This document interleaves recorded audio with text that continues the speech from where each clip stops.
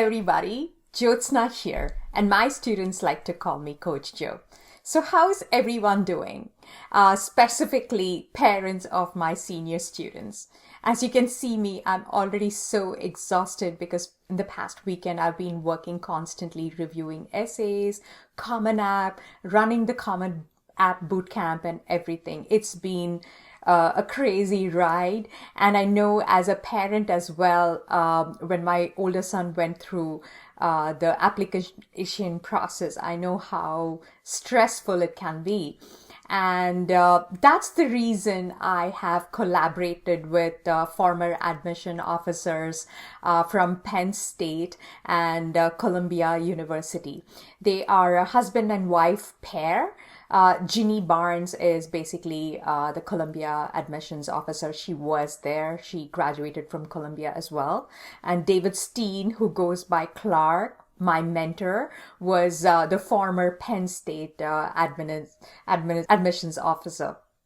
So I had the great pleasure of inviting Clark over to give an overview as to how important the college application process is. It's like filling out the Common App, or is it the Coalition app, or is it the UC app, the Apply Texas app, or the California State apps. There are so many application portals that are involved in the college application process. And there is one theme that goes throughout each and every application is filling out the details, how effectively you fill out the details. So stay tuned. Clark is going to give us a deep dive into how to conquer college applications.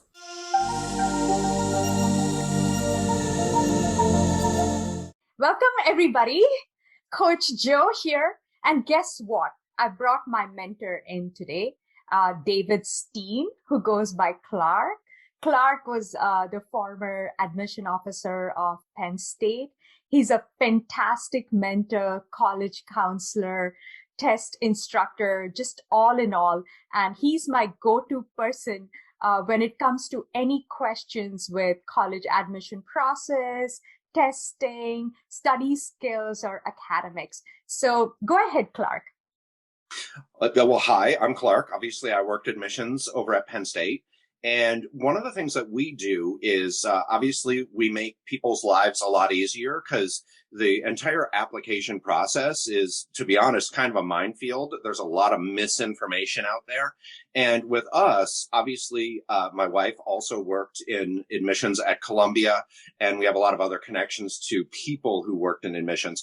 And so what we do is make sure that you do everything exactly right. So first, we make sure that you don't fall into any of the common errors.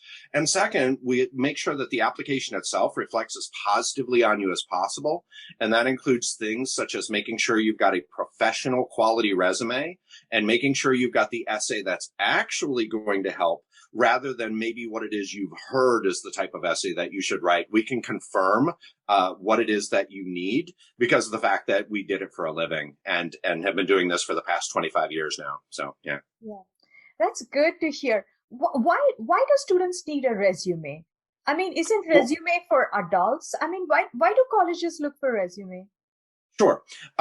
When you're looking at a Common App or any application, the resume is actually something that's very short the way that they have it on the Common App. You only get a few things that you get to list, and you don't get to list much information about them. The idea of a professional quality resume is that at a glance, they can see a tremendous amount of information about you very quickly. It also shows them something else, which is that you're very interested in going to college and that you're taking the process incredibly seriously. Instead of just simply filling out information on a form, you've gone the extra step to give them the information they need. Especially these days where people are applying to, let's say, 10 or more colleges. If you're looking at being competitive, especially at the super elite schools, it's almost a necessity for you to actually have a resume. And there's several different types you can have. Some people will have a sports resume. Some people will have, for example, a ballet resume. And other people have a regular resume, but that's something that is going to be able to differentiate what is it that you are bringing to the table versus what everyone else is bringing to the table. And if you can have something better there, especially my wife has a magical ability to make you look amazing on a resume. If you have that, it can be a real difference maker. Yeah. Okay, and also, can you please tell me this whole process of filling out the application? Why is it so important? I mean, can't a parent or a student just go to the Common App and fill it out on their own? And say, what's the big deal about it? That's the question that most parents have. So, Sure. And it's an important question because let's face it, hundreds of thousands and millions of people have gone to college without us walking through the Common App with them. The difference is that if we go through the Common App with you, you will be absolutely assured that you know the answer to every single question. And even if you think you know the answer to the question, you might not. So, for example, there's one called community-based involvement, which makes you think, oh, I need to actually answer this question about my involvement in the community, and it's not what the question is asking. People often ask, should I declare a major or should I not declare a major? What do I do if a college makes me declare a major? How is it that I can get around that? And if I don't want to declare one? Next, there's going to be a box that says, do you intend to apply for needs-based financial aid? There's other things such as answering very small questions, which may not seem important, but could actually be crucial to certain things in the school and what it is that they're looking for. You might not know exactly how it is you want to answer the demographics questions, which have gotten more intense over the past couple of years. You may have a question of, should I answer the optional essay at the end, which asks me about my LGBTQ, whether or not I qualify for that? Is it a question that I want to answer or avoid? If I do answer it, how should I answer it? There's a lot of things in there that you may not think are coming. And once you go through them, you may find that it's actually more complicated than you thought, which is why we end up walking a lot of people through the entirety of the Common App. Aside from that, the schools are going to have very specific questions that they're going to want to ask you. And if you answer them correctly, then obviously it makes the school look much more favorably upon you. So, and we literally know the answer to every question. Yeah. Got it. Since you were an admission officer, would you be able to walk us through from the beginning to the end as to how you go about looking at a student's profile and what is sort of the decision-making process? I mean, if it is okay Sure. to share it, I know you may have signed an NDA or something, but if it's Right. like sort of all right to like walk us through your day as a admission officer. Oh, yeah. Oh, absolutely. So certain parts of this are a revelation, and certain parts of this are no secret whatsoever.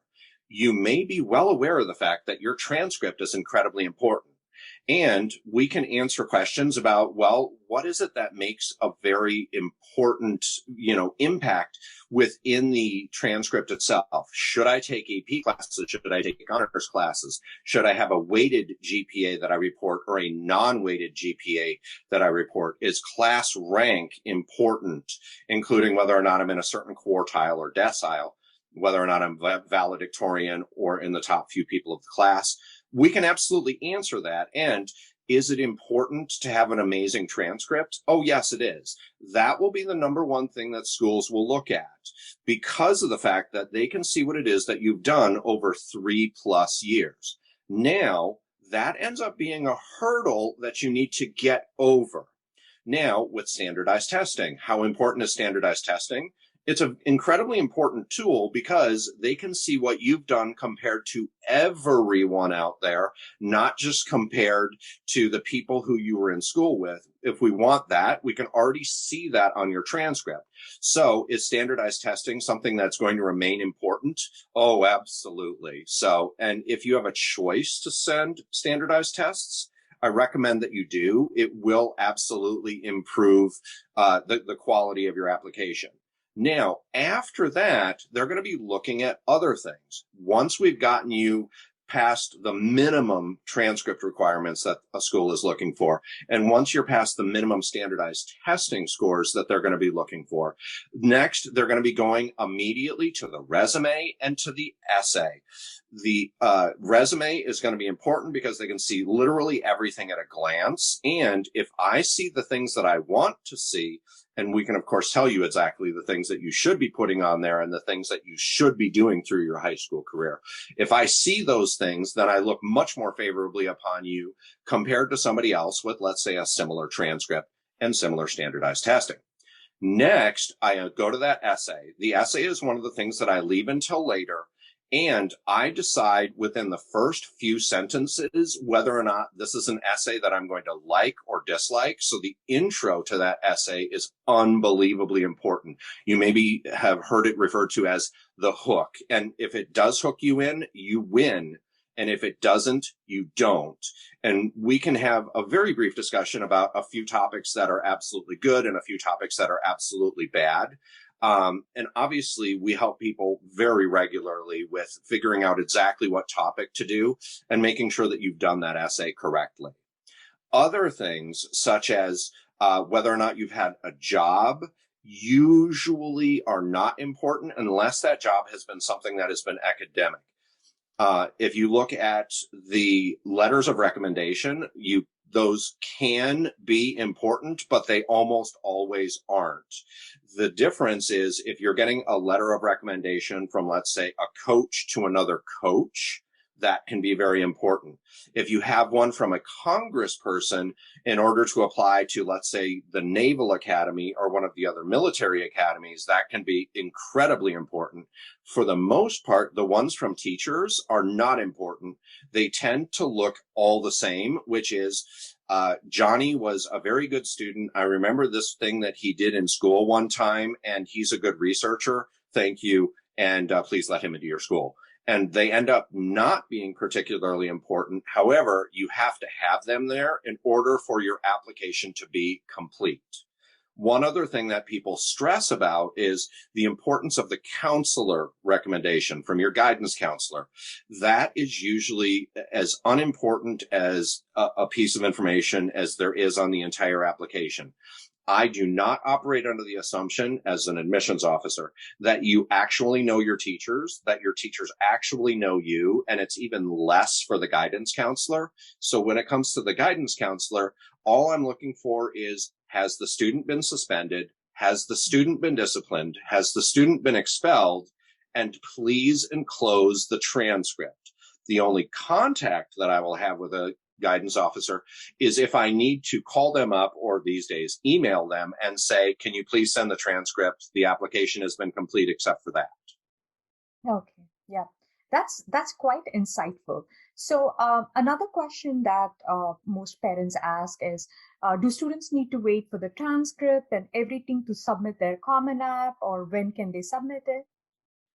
The idea of the application timeline is simple. The earlier, the better. And the reason is because if you get them earlier in the season, they haven't processed as many applications. Even if you have a deadline, a lot of times the application offices, the admissions offices, are actually doing work and deciding who is and isn't going to be accepted beforehand. They may not make that official until after they've received all the applications, but they're still working. Now, what you want is to get your application received and started as quickly as possible. So if I complete the Common App, I would immediately send in the Common App. Don't worry about waiting for recommendations. Don't worry about standardized test scores. You can always send them later as an update. Don't worry about anything, including transcripts. Send out everything you can, and then afterwards, go nag other people. Just a corollary to this is that if you're applying early decision to a school, and early decision is binding, do not wait until you receive a decision about that, because you won't receive that until, let's say, the middle of December, and you don't want to have to shoot all of your other applications out right at the very, very end to squeak them under the wire. You still apply to other schools, but if you're accepted at your early decision school, then you withdraw, but by sending an email, you withdraw your applications from the other schools, but certainly don't wait upon those. And the watchword is early. Early is good. Yeah, my son did that. The crazy kid thought he was getting into Harvard. He announced a party on December 15th, and come December, he got deferred, rejected. And he had 14 days to submit the rest of the application, and it was very, very ugly. So parents, I've been there. Please listen to Clark. That's applying early is the key. Yeah. Yeah. Right. And I would like to just quick say, if we had been there to help you with your son, I have no guarantees, but I like his chances. Yeah. I mean, I keep telling everybody that I wish I had Clark for my oldest son, but guess what? I found you. I'm keeping you for my younger son and all the other students who are going to come here. Clark and Jeannie are the best. They are very passionate.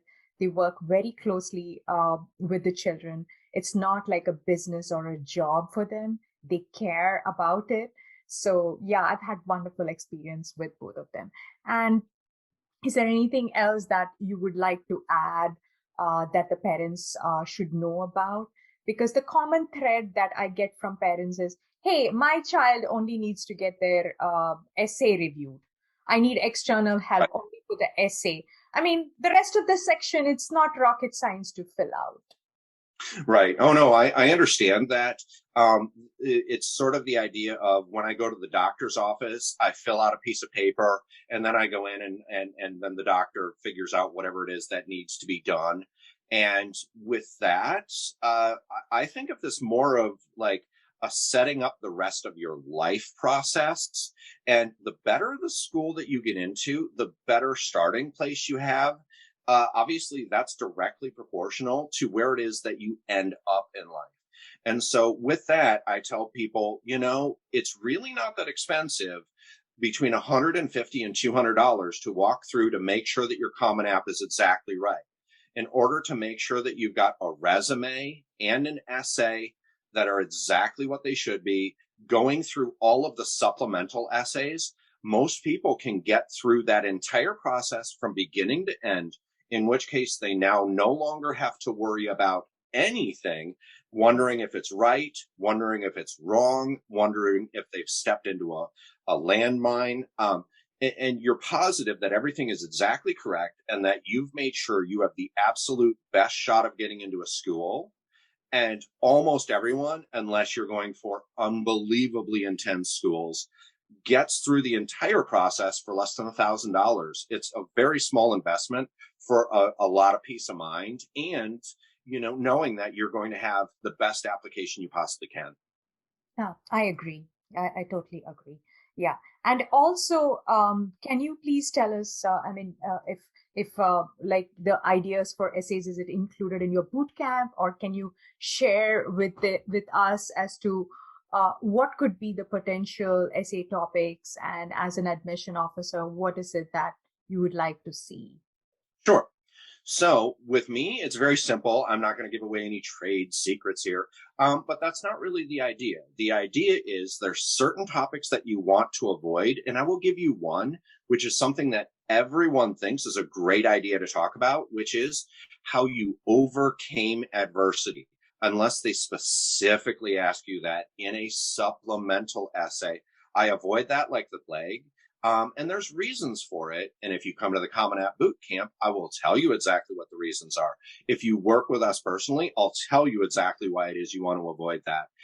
Another one is how I rehabbed from an injury. Yeah, always an essay that people feel as if is a good idea. And it ends up being something that has a couple issues that always come up. And of course, I can tell you exactly what those are. Now, if you're looking for a good idea, in a general sense, you want to come up with something that nobody else has come up with. And one of the ways that you can find out if anybody else has come up with this is run it past me. I've been doing this for a quarter of a century and I've seen all of it. And you might think you've come up with a great idea. And honestly, you may have, but you may not have. And if you're looking at things that are always good ideas, always work on the idea of optimism. I want something that's going to be upbeat. And even if I'm going after a negative subject, reason being, at the end of the application, I, as the admissions officer, want to feel positively towards you as opposed to feeling as if you've tried to manipulate me in some way. Got it. Got it. Could you specify the importance of supplemental essays? Should Sure. students? Absolutely. When you're going to more competitive schools, obviously those supplemental essays become incredibly important incredibly quickly. Reason being, they know that your Common App main essay, also called your personal statement, also called your college essay, that one that's between 250 and 650 words, that's going to go to everyone. So that is incredibly important. They know that your resume is going to be something that is going to go to everyone. So obviously is incredibly important. Now, when you get to the supplement essays, for example, why do I want to go to your particular school? Why is it that I have selected the particular major that I have selected? Please tell us about a time in which you have had an unfortunate result, and how would you go back and redo that situation, and what did you learn? Those are the questions that are being asked by the colleges, and they're going to get a much narrower response.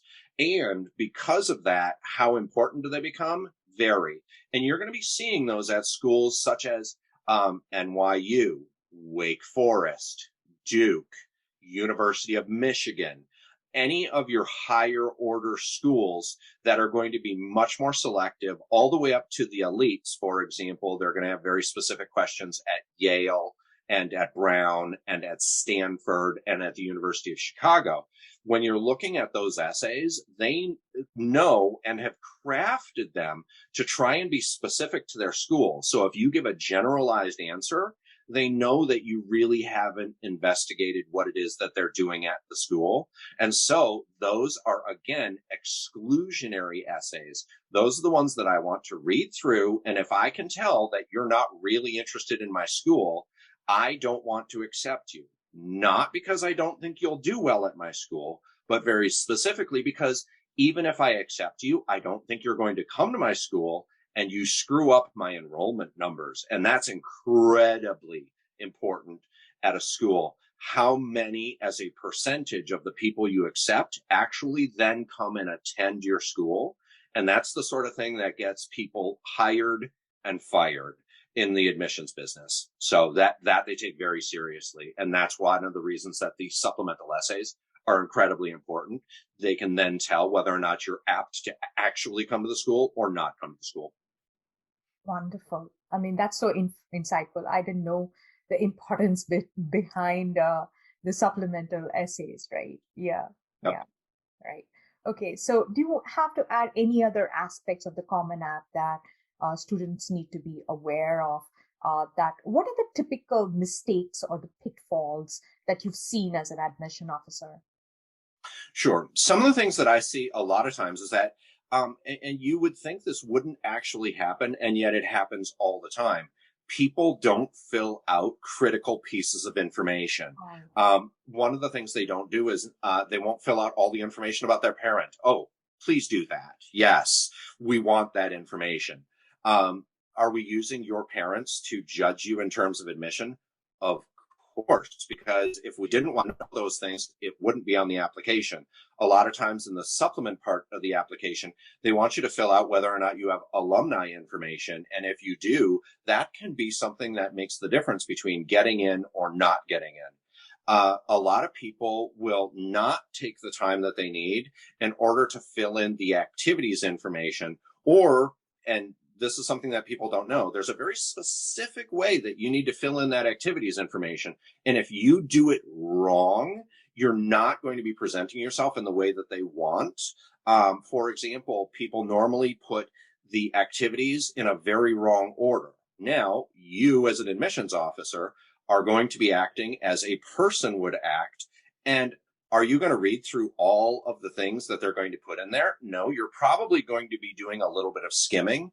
The question is, can you make it so that that part of the application is an important piece that actually helps you rather than ends up being unimportant or even worse, hurts you? That's also important for the essay. People think they have really good ideas for the essay. Please run it by us first, because something you might think is absolutely a 100% winner of a topic could end up being the thing that literally sinks your entire application. And we love to head those off at the pass just because you may have simply gotten some bad advice. And we want to make sure that you're getting the best advice possible to make yourself as incredibly likely as possible to get into a school, especially with how competitive it is. One of the other mistakes people make is they decide not to disclose that they have some type of disability. That is universally almost always a terrible mistake. For example, if somebody has, let's say, attention deficit disorder, somebody has, for me, I happen to be visually impaired. Schools have entire offices that are dedicated to working with students with disabilities. It makes it easier for you to get in if you declare a disability, because now the school has a reason for having that office. And we regularly get people into schools that they might not normally have been able to get into because of the fact that they have a disability. That disability can also lead to other things that level the playing field, not an advantage, just making things equal for everyone across the board. I get unlimited time on standardized tests if I take like the law school test or if I take the med school test, and it's because I'm visually impaired. That's something that's a disability. That's not something that I'm somehow showing weakness. And if I had ADD and let's say I was medicated, that can mean I can get time and a half or double time on a standardized test. I might be able to have a quiet testing environment. I might be able to take unlimited breaks when I need to. You can get these sorts of things from anxiety, which is a diagnosable disorder. You can get them from all sorts of learning disabilities that can be diagnosed through educational testing. That a lot of times can be done through your guidance office, and other times it can be done privately. You do not need to necessarily apply through your school in order to get extended time on a standardized test. What I will tell you is that if a lot of people who are having a lot of trouble with timing on tests, they very well may have something that's diagnosable. And if you do get diagnosed, it usually ends up being a big help all the way through everything. It can help you get extended time on tests. It can help you get extended time on tests in college. You can actually go to the Office of Disabilities and you can get things like unlimited tutoring, even at 3 o'clock in the morning on a paper that's due the next day. Along with it, of course, making it so that hopefully your standardized test scores are a little bit better than they would have been, and making it a little bit easier for you to get into particular schools. Yeah. Sorry. Sure. That's very good. I didn't know about all this. I always used to feel that you should hide your disability because you'd be at a disadvantage. Well, a lot of times in very competitive communities, and I think everybody knows what a competitive community is if you happen to be within one. Some of them are cultural norms. Some of them are certain school districts are incredibly competitive, and they feel as if showing any type of weakness is like, crying after you got hit in the head during kickball. And it's actually not. What it's doing is it's raising your hand and saying, I'm not exactly the same as everyone else.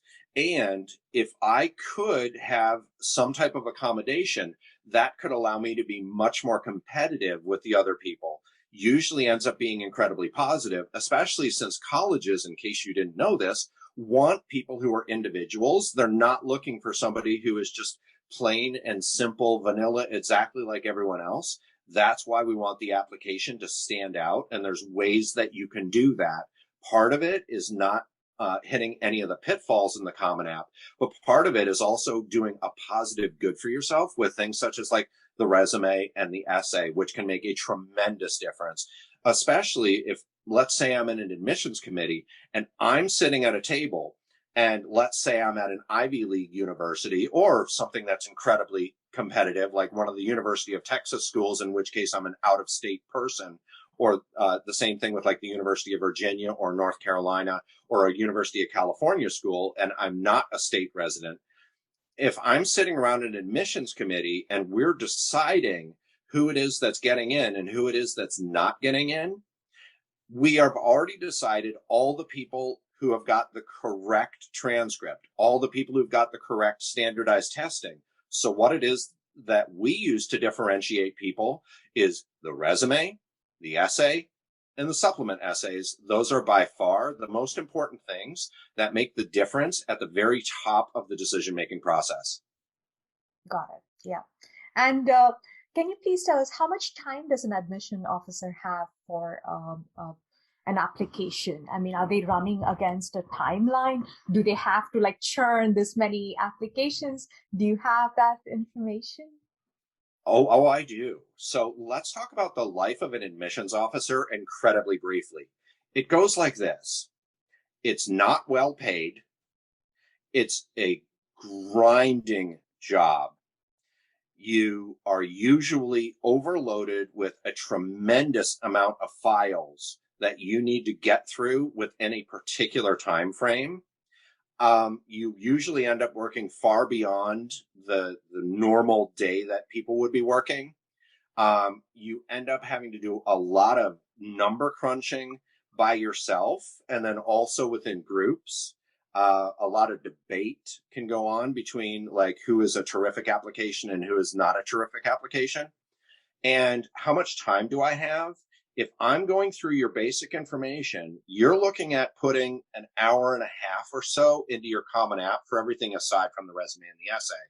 Whereas I'm looking at getting through that information relatively quickly. So if I'm going through your Common App, let's say I've got about 8 minutes and you need to impress me very quickly and have the things that are going to make me put you into the next level, as opposed to saying, oh, you didn't make the cut in terms of the GPA and in terms of the standardized testing score that I'm looking for. So I no longer really have to pay much attention to the rest of your application.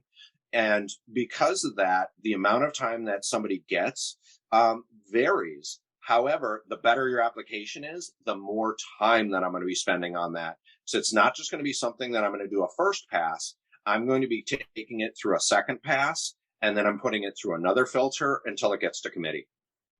Okay. So it is quite complicated, and it's like the most important interview in your lifetime. Oh, it is. And there's ways that you can make yourself obviously much more attractive. I will tell you that if you're looking at a successful application, there is no such thing as a person will get you into a college.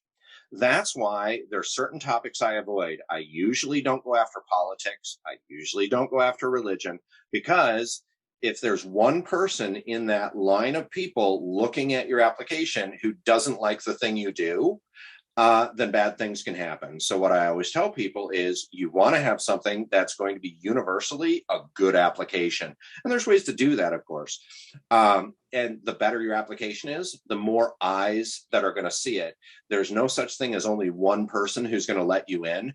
Otherwise, I, as the admissions officer, would be bribable. And no, I'm not. Although, I mean, we're paid very poorly, and so it would be nice just to have like a donut from time to time. But yeah, your application goes through multiple processes before you actually get approved. Got it. Yeah, this is such an eye opener to hear from the perspective of an admission officer. Yeah, this is very, very informative. Any parting things that you want to share with? Oh, just letting you know all the different things that are going to be offered, which is, of course, we do a Common App Bootcamp, which will walk you through literally every step of it. And then you get an overview of certain things like, is my essay exactly what it is I need to be? Because we go into much greater depth about that. We give you a template that you can use for the resume, and you actually get advice about where things go on the resume, Got it. what is actually important versus what is not important. We also work with people individually. Obviously, we do standardized testing for SAT and for ACT, and of course, your grad school tests. However, and by the way, when people want to apply to graduate school and they want to go to law school and med school, let us know. We do that all the time. Meanwhile, when it comes to actual individual work on the essay and the resume, we work with people one-on-one all the time. Yeah. Yeah, I've seen the essays that you have reviewed, and they're really very good. Yeah. So it was wonderful, Clark. Thank you so much for taking the time and explaining the whole process to us. A pleasure. It's what we do all day, every day, and we take it very seriously because we really enjoy it. We think of our job as changing people's lives for the better, and who wouldn't want that as a job?